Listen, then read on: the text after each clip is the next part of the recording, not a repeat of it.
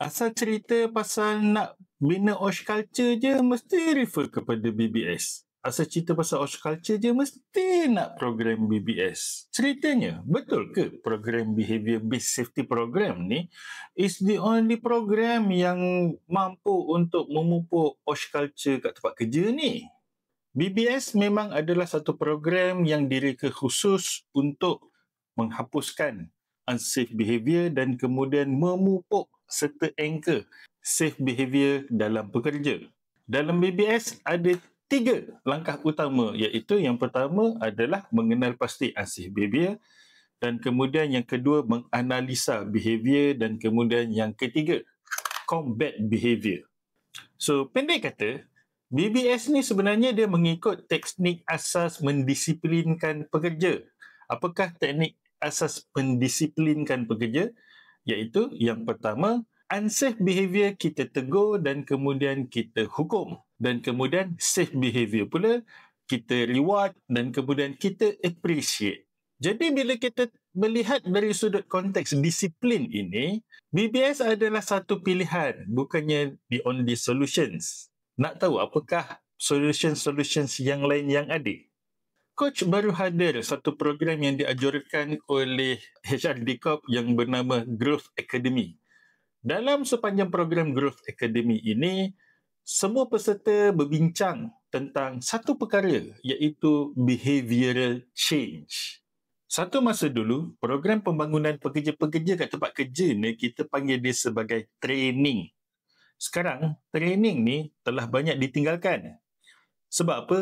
Training ni hanya fokus kepada menyampaikan pengetahuan dan juga skill kepada pekerja sahaja, tetapi meninggalkan satu perkara yang penting, iaitu tentang behavior.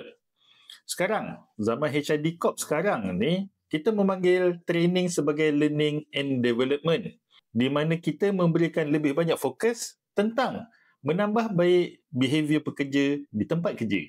Dan behavioral change ni adalah mengikut Kirkpatrick Model of Training Evaluation, di mana kita nak melihat behavior pekerja itu bertambah baik dan juga mengikut apa standard yang telah kita tetapkan selepas mereka menghadiri sesuatu program.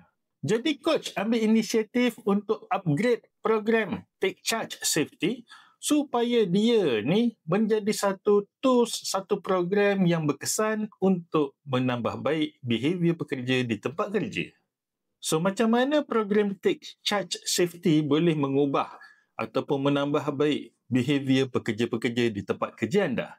Yang pertama, sebelum kita hantar proposal pun, kita akan buat satu sesi coaching bersama anda. Di mana dalam sesi coaching ini, kita ada 2 objektif utama, iaitu yang pertama sekali untuk mengenal pasti apakah isu yang anda sedang hadapi, mengenal pasti apakah behavior yang anda tak suka tu, dan kemudian kita nak jelaskan apakah behavior yang anda nak lihat mereka praktis selepas menghadiri program tersebut. Daripada 2 input penting yang kita dapat daripada sesi coaching ini, barulah kita akan desainkan program tersebut supaya mencapai objektif yang telah kita sama-sama persetujui. Dan kemudian apabila kita dah set bila program nak bermula, hari sebelum kelas tu bermula, kita akan berikan mereka beberapa tugasan dan juga assessment sebelum kelas tu bermula. Kita akan gunakan Google Classroom untuk berikan mereka tugasan tersebut dan juga untuk mereka submit tugasan tersebut. Daripada 2 aktiviti ini, kita boleh menilai yang pertama, tahap pengetahuan mereka tentang isu yang anda sedang hadapi, dan kemudian yang kedua, mereka punya persepsi dan juga behavior terhadap isu yang sedang anda hadapi sekarang. Dan kemudian semasa program berjalan pula, kita akan gunakan semua senario-senario dan juga kriteria yang telah anda bagi itu sebagai bahan pembelajaran. Dalam penyampaian program pula, kita juga akan tambahkan elemen gamification. Elemen gamification ini terbukti sangat baik untuk mendapatkan fokus pekerja, minat pekerja terhadap subjek yang sedang mereka pelajari.